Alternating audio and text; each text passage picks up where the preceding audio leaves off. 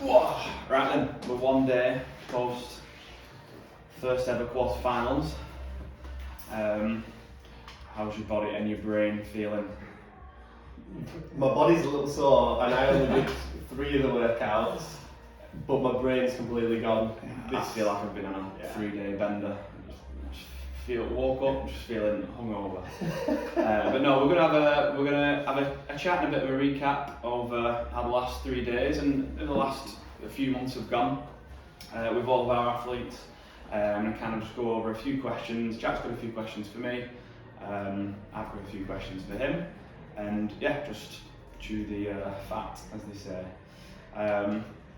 So, first ever quarterfinals. Yeah. We're a day after the first ever quarterfinals. What's your main takeaways from the new format? What's the main areas? I do quite like it. I feel like it fills in a level that was previously missing in the old format. So with the Open, I feel like it did cover all bases in the past, but then there was this chunk of people in the middle that were pretty good, but they're not quite going to make regionals, and that's kind of where that... It was always a big jump, wasn't it? It was like, Open, it was like anyone could be quite good, and then it was like, right, regionals is just different level, and it's just like a big jump. And then I guess the sanctionals format was like, it shortened that jump. Yeah. And it was just too sporadic. Yeah. I felt there wasn't enough structure with the sanctionals. I feel like, I don't know, looking back at it,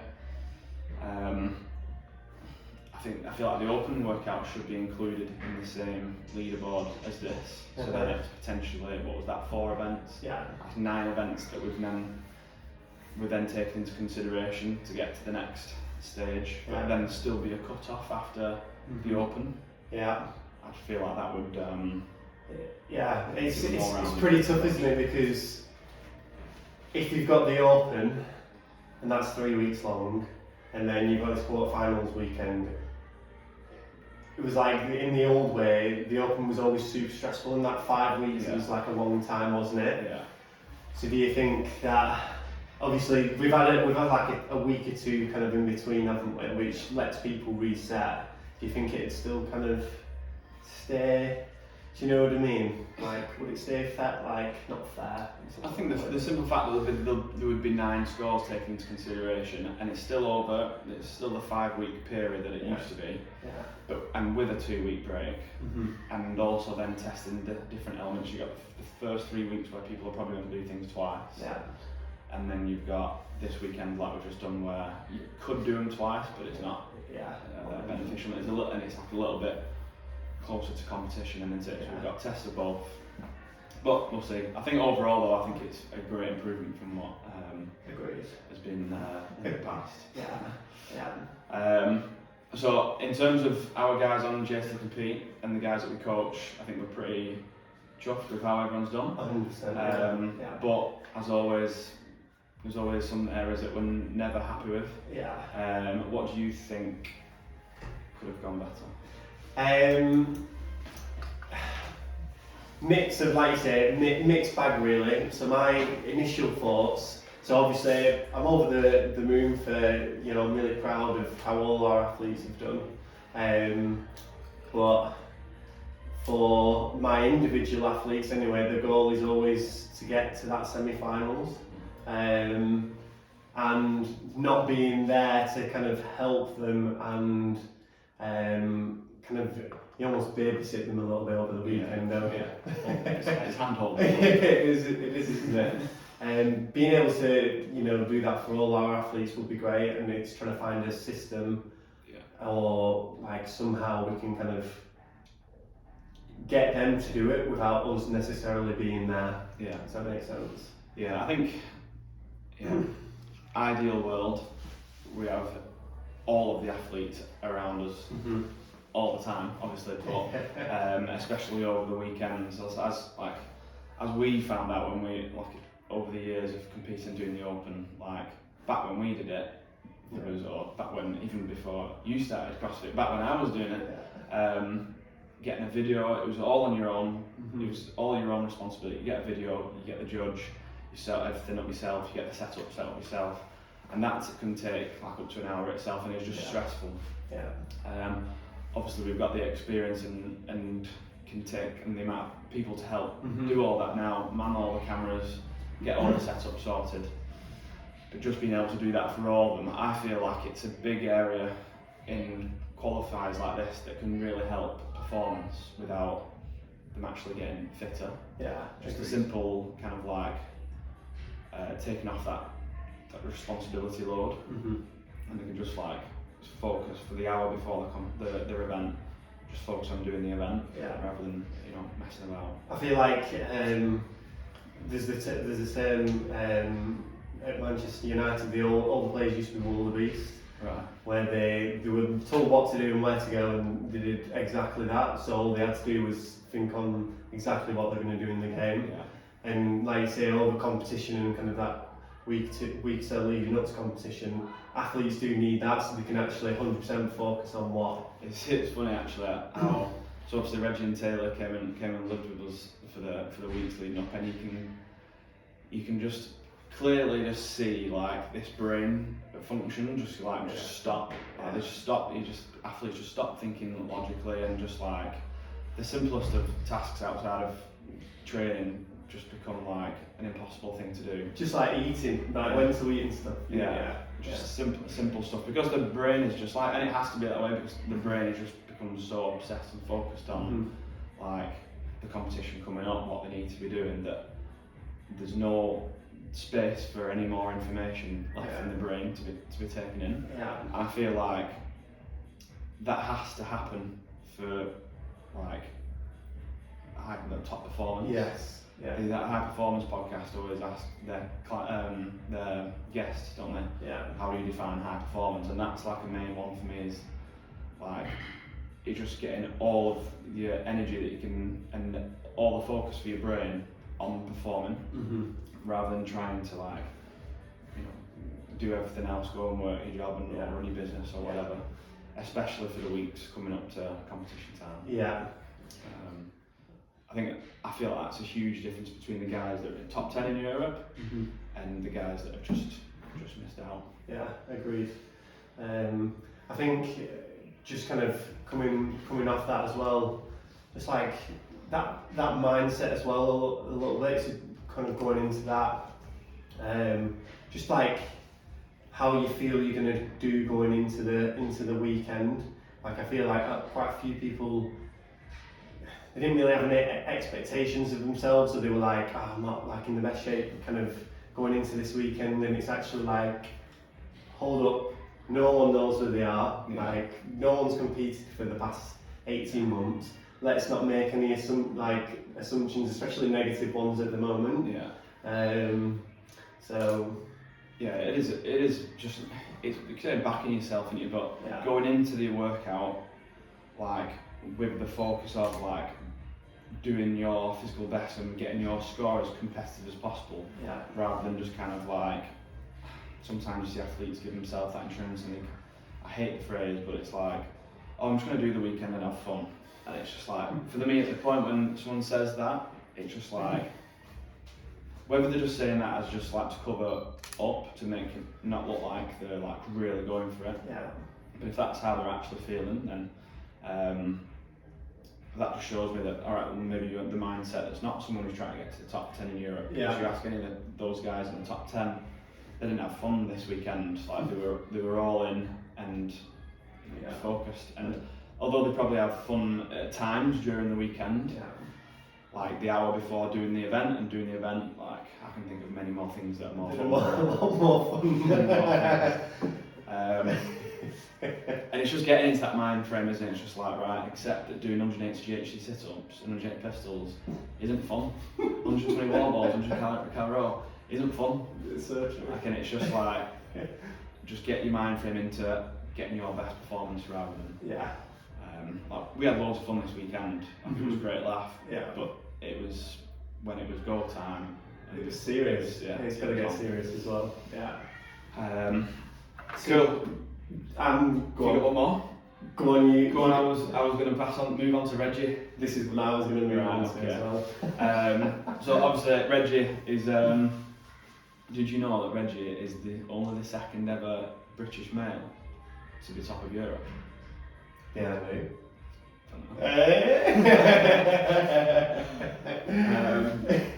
So obviously he's done amazing, hasn't he, over the last through the Open and over the last weekend. Yeah. At what point since starting coaching in 2017? Yeah. Did it click to you that he was like, right, this guy's got the potential not only to be the fittest man in the UK, but top man in Europe? So I just want to put out there the first time I saw Reggie's name. So it was 17.1, and we were obviously training for the games in the team. And on 17.1, it was the burpee dumbbell snatch one, which we did this Open. His name was on the leaderboard around where we were, and I was like, it's a noticeable name, it's not a normal name. No, it's not. James Donnelly or something. Yeah. So I was like, who's this kid? And then I saw that he went to the same gym as Mikey, and I think I just started programming for Mikey around that point. Yeah. And I was like, I wonder if Mikey knows him. And he's like, oh yeah, he follows this other program or whatever. I was like, all right. And at that point, yeah. This guy can do one. And then fast forward, I think it was like a year after that, or maybe 2 years after that. So I've been programming for Reggie 2 years, I think. Right. Mikey kind of, spoke to Reggie about training, how Ste and myself helped Reggie, and that's how we kind of got introduced to Reggie. At that point. So then I took Reggie on, and straight away, you could see he had a serious engine. I was like, this guy's banging some serious fire. I don't think he had an engine at the beginning. I think he just had a mentality to have an engine, which kind of gave him a fake engine. 100%, yeah, agreed. So, but when you saw him pulling them 500 metre splits, I was like, hold on. Is this, do you know what I mean? It kind of looked like you said, it's more that he worked so hard that he blags that he had a good engine, if that makes sense. Yeah. So at that point I was like, right, okay. So then we did see some progress pretty quick, but there was some serious holes. It's snatching was kind of one of the main ones. And this past year especially, so since kind of lockdown happened and they were able to concentrate on training a bit more, knuckle down, how much he's improved has just been, it's been fourfold. Yeah. Because he's been able to focus a little more in that past year on his preparation stuff, which you saw how strong he got. As an example, gymnastics wise he got a lot better, but still rough around the edges. I think they both, Mikey and Reggie, got into CrossFit when the competition scene had just boomed. You could literally do a competition every weekend because they were new into it and they were buzzing, they were loving it. Yeah. They were entering everything and doing well and everything. So that's how they thought CrossFit and competing. Yeah. That's what he did. He competed every month. So I think that when obviously lockdown happened, and we preached it for ages and ages of just keep your competitions down to not a minimal, but just select them wisely and just make sure your focus is on training. Yeah.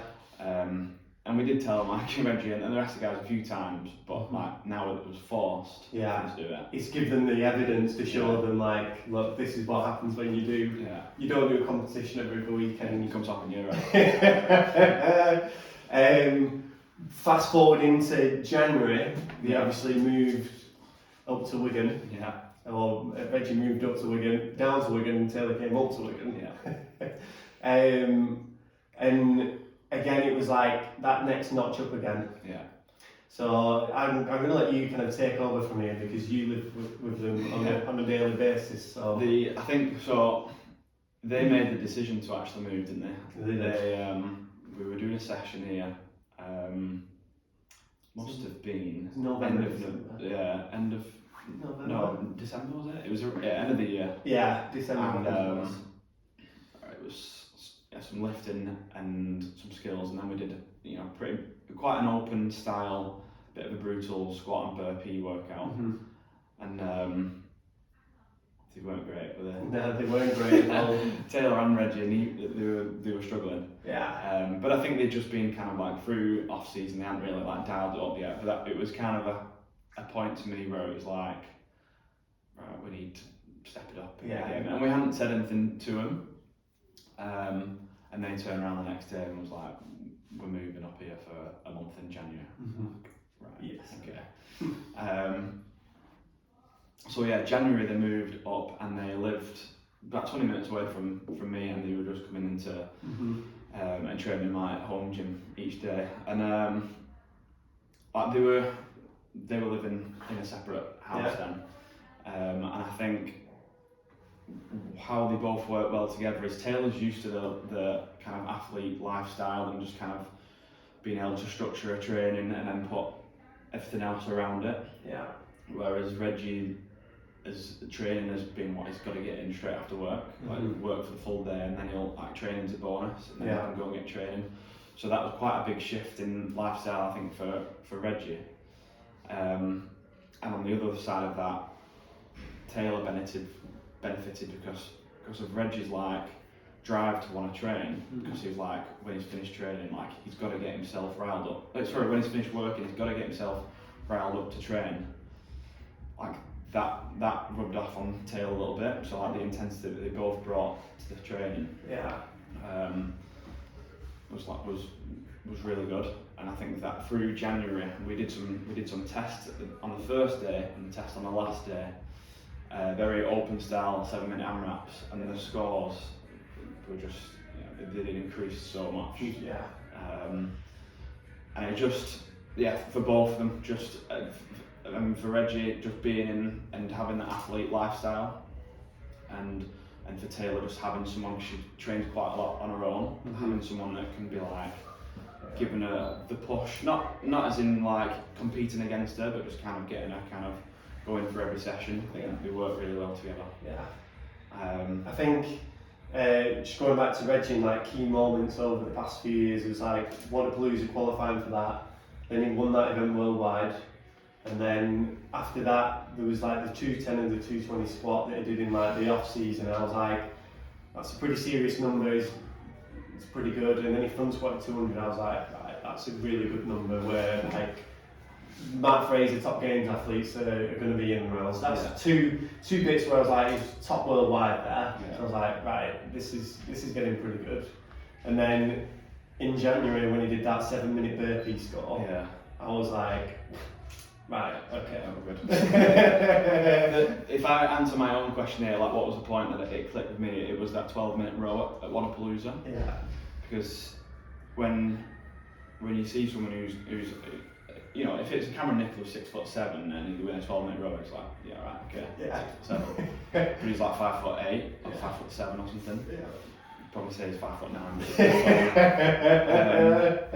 And he didn't beat people on that event. Like he comfortably beat them and was fine about it. Like he wasn't like that tired from it. And for someone who's not built what you would say technically as a rower, that showed that he's got like the capacity to be in the best in the world. It was just a case of bringing all his skills up so it can benefit from it can perform those skills in that capacity. That was the point of it. I think I remember texting you saying when I was in the stands at Waterpalooza, right, some serious stuff we can talk about.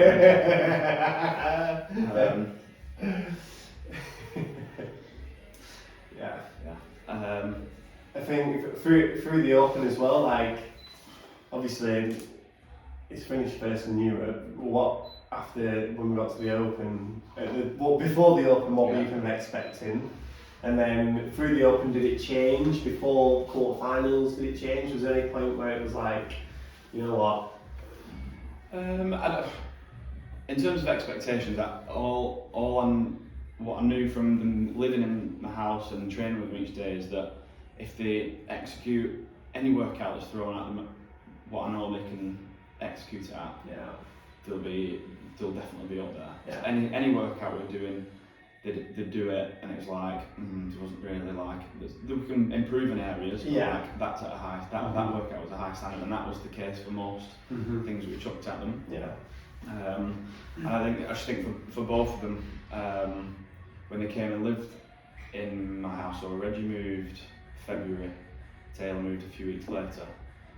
I think a big shift, and I remember messaging you about it, was like their mental approach to like the training lifestyle is, and not just treating training as just like this thing that you go and do and then you switch off. It's like you finish training and then you're getting stuff sorted for the next training session. And when you've got a few hours in between training sessions, are you going and recovering fully, or are you dossing about and doing something else? And not really. Not that you need to be thinking about training 24/7, maybe 23/7. But like I could see a shift in like their approach to training. It was no longer just like they were doing it because they enjoyed it. They were everything that they were doing it because they want to get to the top. They were treating it like a job. Exactly. And I know Reggie had said like, it was like, well, I didn't expect it to be kind of like this full on, but he adapted to it, and it was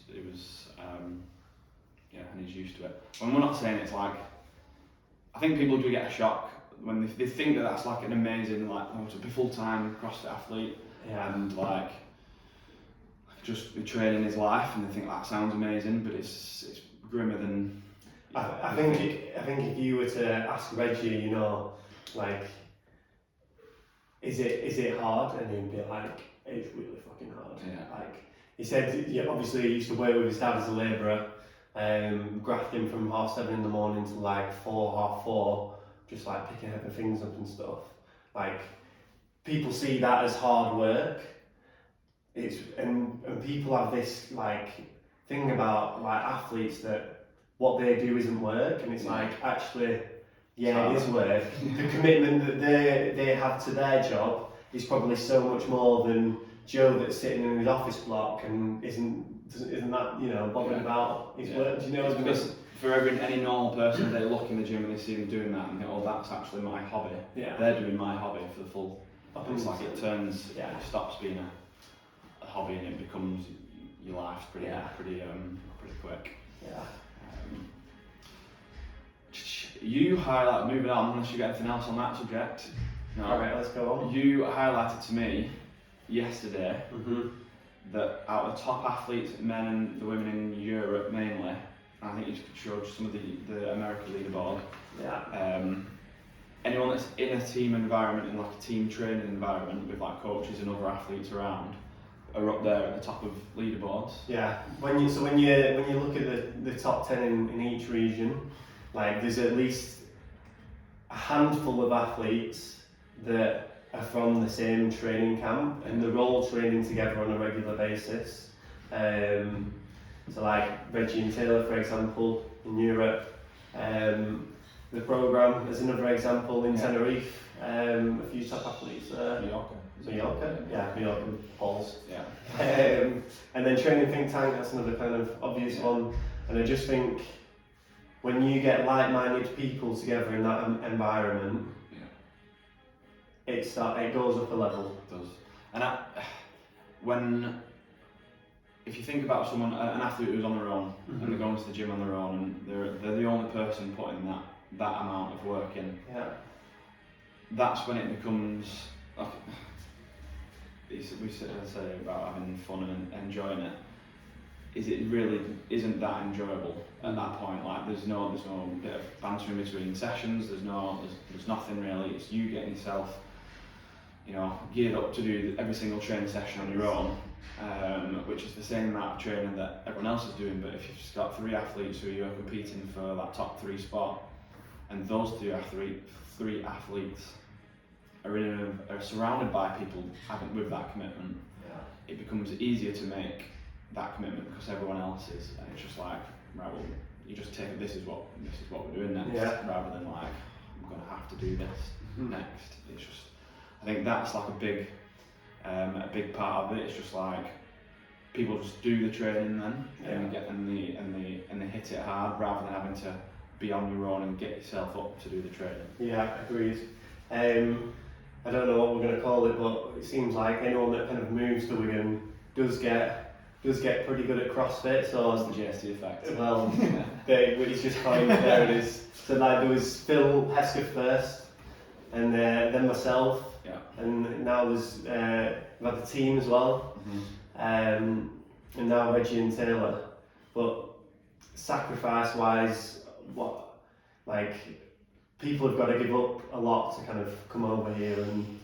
Yeah, absolutely. I mean, for anyone moving from where they live to somewhere, I actually think it's a really nice place, Wigan, but people give it a bit of jet for not being so glamorous. So you've got to relocate and move. But I think I don't know where I've kind of developed it from, but most people that come, they get an eye opener of that's how we're doing it. Yeah. Is it? Yeah. Okay. It's hard just to say this is what we do. It's just kind of like how everything's done day to day, and we both probably feel it's quite a natural thing now. And it only really highlights to me when someone new comes and gets involved, and it's well, you improve this. Yeah. It's not really like techniques of how you're doing things. It's just just how things in general. It sounds like a really broad answer. Yeah. Things in general are done, and it's one of them where you've got to almost fit in, and by that I mean you've got to step up. And when anyone watches on videos or anything, we're always having the crack as well. Yeah. Like you get involved with that human stuff. It all kind of contributes, doesn't it? And so we've just released what you've been working a lot on is the JST Mindset Journal, and neither of us have done any psychology and mindset work really, like specifically. But what I don't think either of us realise is that people that we've learned from, you from sailing, me from a few different football coaches and other sports, is we've probably just inherited that, and that's become normal for us. And we've only then over this last year or so, having been in contact with more athletes, kind of realised that they don't have the mindset that we've come into the sport with. So getting that down, and now it's the Mindset Journal, and to help them develop that mindset. They don't even have to be, with us in Wigan, the guys on the programme. Definitely. I think that's because that is the main thing when we've had a training environment. It's like if someone's had a bad session, like if you have a bad session, the way that you react to that bad session doesn't affect my session. Yeah. And if I have a bad session, I'm not fucking throwing my bar and chucking and turning the music off and going on, and then you being like, and it's not affecting your session. Yeah. I think because we've always been able to process information and be in control of our thoughts. As what the Mindset Journal is like. That's always helped the environment because it's always given a good, positive, training environment to be in. Yeah, definitely. And I think coming back to that point there is obviously when elite athletes or when people get to that serious elite level. So you said before about Reggie and Taylor, when the Open kind of rolled around the quarterfinals, more irrational stuff kind of starts to happen. And I feel like if you can get to this stage where almost everything becomes a habit, then where you're not having to make that many decisions. So that's where on a daily basis you're practicing the decisions like us. We were making rational decisions, of training and not being affected by anything that might have not gone to plan, stuff like that. That's where, when you get to that elite level, that's when you can really kind of focus on. It's like what you've explained there in terms of habits and a routine. If we talk about skill development, and let's talk about ring muscle ups for example. If you get that good at ring muscle ups and you can do them with a vest on, you can run long rings, short rings, you can do sets of 20, you can do quick sets of 3, you master that skill. Put that skill in any other environment before a competition, you're not forgetting how to do them. In the middle of a competition, no matter where, you can be in a different gym, different country, no matter where you then put that skill, you can still perform it to the same level because you've built that skill up so much. So if that skill's like your mindset and your routine and your habits, like that carries over, and to be able to then repeat that in any other environment. Exactly. It's exactly the same, isn't it? Yeah, and that's why I'm really wanting to kind of push this and get as many of our athletes involved, is because it takes less than an 8-minute EMOM and doing muscle ups every day. It only takes 4 minutes. Yeah. So you can work on your mindset as a skill, and it's very much untapped in what we do. I've got one last question, but it's kind of a round-up one. Have you got any left? I don't think so. I was going to ask you if there was anything that stood out over the quarterfinal weekend. I think the main thing, and we sound a bit like parrots to me, is the main kind of like overall thing is, and this is what we did really well and what we used the Open for, and like the mock Open before the Open was just like that routine before a workout. In terms of like when does the athlete go off and start their own little warm up. Make sure that athlete knows the warm up and exactly what to do, so that they don't have to be like talking to anyone and asking like, oh, what's next? Like from the get-go, they can just go off, they can get in their own little headspace, and they can just start plugging away at the warm-up. And we started that kind of, 3 or 4 weeks before the Open, carried it into the Open and kind of like really fine-tuned it then, and purposely did the workouts twice to kind of, improve that and develop that skill of competing. And that was just like, all of that was executed, I think, over the weekend, just like bang on. And we had a couple of errors here and there, but it was nothing really that was like, in terms of execution of how things were paced or tactics, or the warm-up was bad or anything like that. It was just the accumulation of all, so that was like the main, like, what I was really happy with. I feel like that's an area that I'd always done pretty well over the years, is just making sure that everything's like bang on, and then you can hit that workout the best you can do. I know the guys like Reggie used to just come in after work, 10 minutes to warm up, and then doing the Open and doing the workouts. In terms of performances, I think we've not mentioned Ella. She obviously she had the two weightlifting or strength kind of bias events, the snatches and the front squat. They did drop her down, but she showed in 3 of the other events and throughout the 3 events in the Open that her level is up there with the best in the world as well. So it was really nice to watch that in person and see, a girl who's only 21, like perform and beat some, games champions in workouts. So that was quite exciting to kind of see how she progresses over the next year as well. Definitely.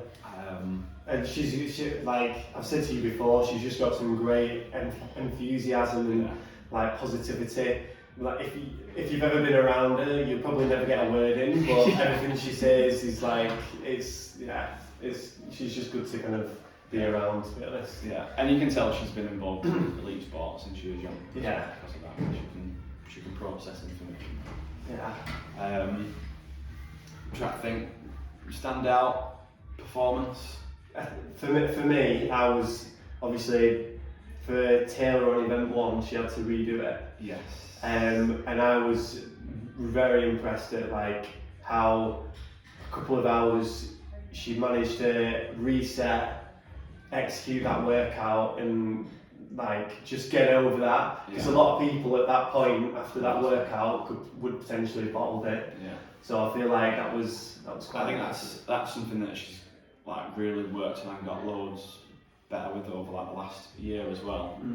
It's just like her reaction to things like that. I think maybe previously, maybe like a year ago, that could have been something like not upset her, but just kind of like knocked her off a little bit, and it might have then affected the rest of the weekend. But it was just like when we had realised that we can't submit that score because of this and that. we're going to have to do this again. It's like straight away, like within 5 minutes, she was like, because we planned to do the front squat that on the first day, and then do the GHD one after. Straight was like, right, well, the front squat tomorrow. I'm going to redo this in like 2 or 3 hours, and then rope climb on it. It's just like she just changed the plan in her head straight away, and she had come up with it rather than me telling her as well, which is quite a big thing. That is a big thing. Yeah, and then just to be like, just said to her, look, that workout you did before, you can't. It's not happened. You can't go into this workout thinking you've just done that workout. It's not happened because I can't input that score. So, and she's just like, the way I'm going to think about it is, I've just done this workout on Friday, and it's now Monday, and I'm doing it again. So that's bang on. She's acting in the 3 hours between the workouts. She's pretending in her head that was 3 days, and so that was really good. Yeah, it was. Reggie's front squat 181. No, everyone missed it. Were you it? I was here. Everyone else missed it. That was pretty special. The only thing I was good about that, I was wanting the hype. I was like, this is the lifting event. I want the tunes on loud, and I want to be like involved. Do you know what I mean? And he had his earphones in. And I was like, like, come on, Reg, and we'd be like, oh, you got a video it after, and he's like. Reg too. That just killed the hype out of it. I think he was having a party. Yeah, he definitely was. Yeah, sure. Cool. Wrapping up then. If we could do the quarterfinals again next weekend, scores are wiped to start again. Let's just say computer crashed, internet crashed, scores been lost, and we're to do it all again next weekend. What would you do different? What would I do different? I wish you could just start. If we could have an open gym with no lockdown rules, that'd be perfect. People having a bit of a crowd, that'd be fun. Obviously, it was serious, but it's also nice to have people there. I don't know. I think we would get a few more hands on. Kind of me and you did a lot of stuff. Fran was doing a lot of the content and also manning the cameras and tape measures and all the little stressful bits. I think that having maybe 2 or 3 more of us, so then getting more of the athletes. Agreed. So I said to like Mikey and Sammy, I said in an ideal world you could have been here for all the days. And they said, well, but like, obviously there was only you and Steve there, so it's probably hard. And I was like, yeah, but in an ideal world, we would have got more people, in as well to help us out. And it would have been like, right, your sole job is just doing the tape measuring. Your job's just doing the cameras. I'm just going to be judge. You're going to be hype man. So employ some hype man. Yeah, that's the main thing. Is just get more of our athletes into that. How many we can realistically do over a weekend, because even that last event was 3 minutes long. I mean, me and you did it within the first 20 minutes of everyone being here, so that was done. But then Sammy, Mikey, Taylor, Ella and Reggie, 5 people, took 5 hours. We left the gym at 5 o'clock. It took 5 hours to do 5 3-minute workouts. So it's just like how many people when that's a 20-minute workout. Logistics in it. That's where I need Lucy Ambro to be the project manager. Get whipped in. She'll be watching. Cool. 7 weeks to semis. 7 weeks to semis. Best get planning. See you. See you.